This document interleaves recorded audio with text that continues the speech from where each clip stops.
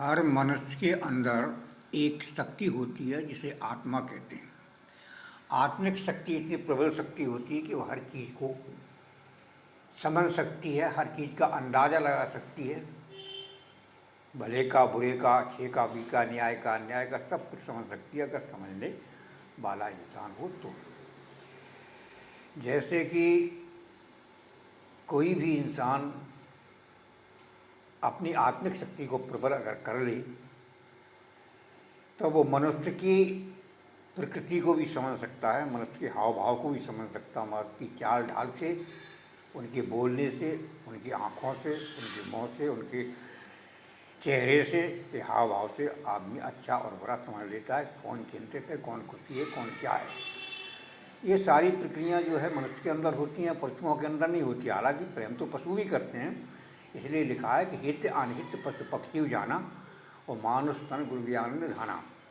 मनुष्य के अंदर ये शक्ति है, ज्ञान करने की शक्ति है, निदान है।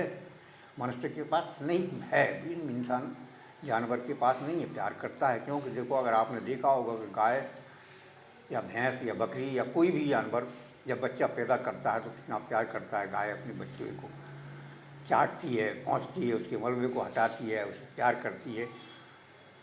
और अगर उसको कोई उससे जुदा कर दे, अलग कर दे, तो वो अपना दूध भी उसको नहीं देती है, दूध देने से इनकार कर देती है। जब बच्चा दोबारा लाओगे तब वो दूध देती। तो कितना हित अनित जानती है।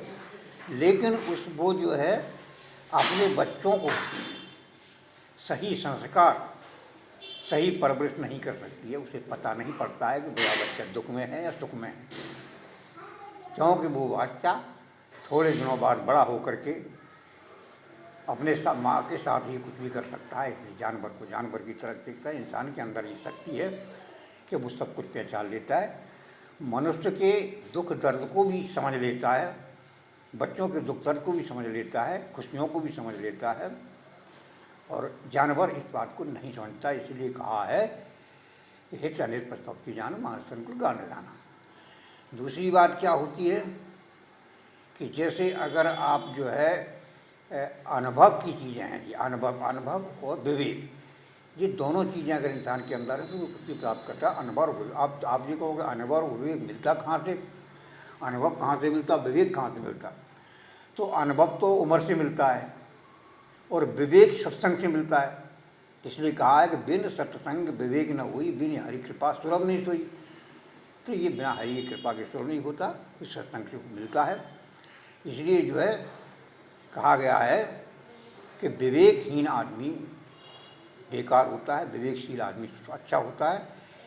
और विवेक करके जो है जैसी कहावत है ना कि जहाँ न पहुँचे रवि वहाँ पहुँचे कवि, और जहाँ न पहुँचे कवि वहाँ पहुँचे अनुभवी।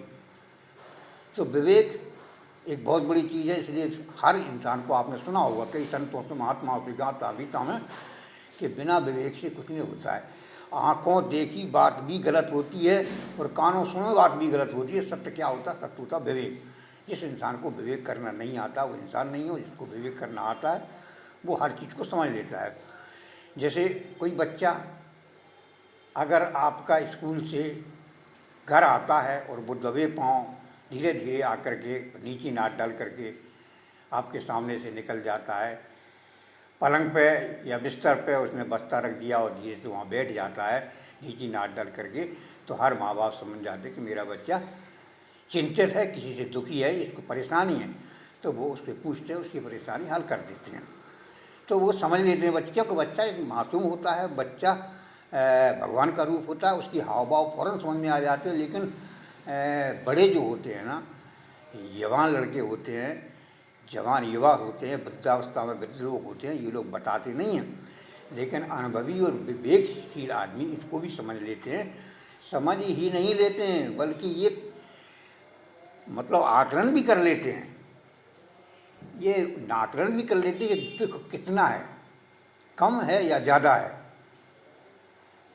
खुशी कम है, मीडियम है या ज़्यादा है, इसको समझ लेते हैं। लेकिन कौन जो विवेकशील होते हैं, जो अनुभवी होते हैं, वो ये सारी चीज़ों को समझ लेते हैं और उसका अनुकरण करते हैं।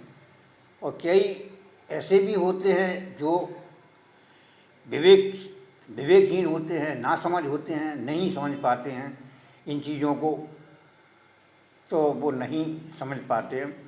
और कई नालायक बदतमीज बेवकूफ़ लोग ऐसे भी होते हैं कि जो समझते हुए भी ना समझने की कोशिश करते हैं, नहीं समझते हैं।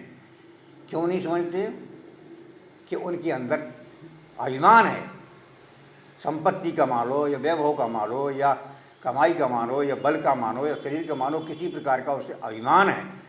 और उस अभिमान में के अंदर उसके अंदर ईगो है, ईगो, उनका ईगो खराब ना हो इसलिए वो किसी के नहीं, यहाँ तक कि वे मनुष्य की झाल चाल से, चलने फिरने से और हाव भाव से, मुँह फुलाने से नहीं समझते, तो उनकी मतलब भाषा बोलने से भी नहीं समझ पाते। वो बोलते हैं उसको भी नहीं समझ पाते। कई आपने देखा होगा, कई बाप जो है ऐसे निर्दयी होते हैं कि बच्चे को जो है वो कह रहा है कि भाई पापा मैंने ऐसा नहीं किया है, नहीं माना, फिर भी नहीं मानते हैं क्योंकि उनके अंदर विवेक ही नहीं है। वो कहते नहीं नहीं तो झूठ बोलता है, तो वो गलत होता है।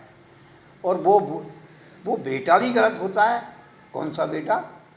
जो अपने माँ बाप की बात को सत्य ना मानते हुए किसी दूसरों के कहने पर उसके सत्य को मान लेता है और वो कहता है कि नहीं नहीं आप झूठ बोल रहा है। उसकी माँ और बाप कह रहे हैं कि नहीं नहीं बेटा मैं गलत नहीं करता हूँ, ना मैं गलत हूँ और मैं बिल्कुल सत्य हूँ, ये बात बिल्कुल सच्ची है, मैं बोल रहा हूँ। लेकिन वो नहीं मानता है, नहीं मानता है, तो वो महामूर्ख होता है, महाअज्ञानी होता है, उसके अंदर युग भरा होता है, वो नहीं मानता है। तो ये जो है सारी चीज़ें, सारी प्रक्रिया जो है ज्ञान के अभाव से, विवेक के अभाव की वजह होता। कोई देखता ही नहीं है कि कहाँ क्या। आज जैसे आप कहते हो कि भाई वो जानता हुआ क्यों नहीं मानेगा वो माँ बाप की बात को। तो मैं आपको उदाहरण बताता हूँ। वो जानता तो है लेकिन मानता नहीं है। जानता है कि ये परेशान है, मानता नहीं। क्यों? अगर उसको देखा, उसकी अगर बीवी मुँह फुलाए बैठी होगी ना, तो बड़े प्रेम से जाएंगे और ए डार्लिंग क्या चक्कर है, क्या बात है, क्यों नाराज़ हो तुम, कैसे मुँह फुलाए बैठी हो, बताओ क्या समस्या है।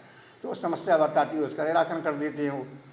लेकिन उसी जगह पे अगर माँ या बाप कोई बैठा हो मुँह फुला करके, तो मुँह फुला करके बैठने के बाद चिड़े मुँह करके चले जाएंगे और कहते हुए जाएंगे देखो ऐसे कैसा मुँह फुला के बैठता, हमेशा इनको 24 घंटे का यही मुँह फुलाए बनाए रहते। लेकिन उनकी समस्या को देखेंगे नहीं, उनकी चिंता को देखेंगे नहीं, उनकी दुख को समझेंगे नहीं, उनके मुँह फुलाने के कारण को पूछेंगे नहीं, बल्कि और उनको मतलब अपशब्द बोल करके उनके हृदय को और चीर देंगे।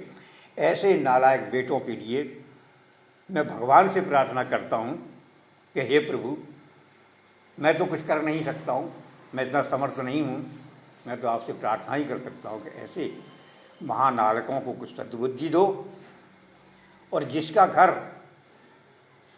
खुशियों से भरा है, बच्चे सुखी है, वृद्ध सुखी है, युवा सुखी हैं, जिसके माँ बाप बच्चों से प्यार करते हैं, जिसके बच्चे माँ बाप से प्यार करते हैं, वो घर संपन्न सुखी, तो उसकी चिंता तो आप बिल्कुल मत करना, बहुत कम करना, क्योंकि उनके लिए तो उनका परिवार ही बहुत है चिंतित है।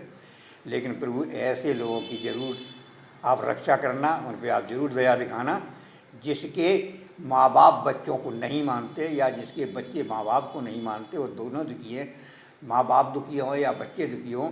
ऐसे घर पे, ऐसे लोगों पे आप जो है अपनी कृपा बनाए रखना, यही मेरी प्रार्थना है, यही मेरी कामना है और यही मेरी आशा है कि हे प्रभु इन लोगों के ऊपर आप जो है दया करना। जय जय श्री राम।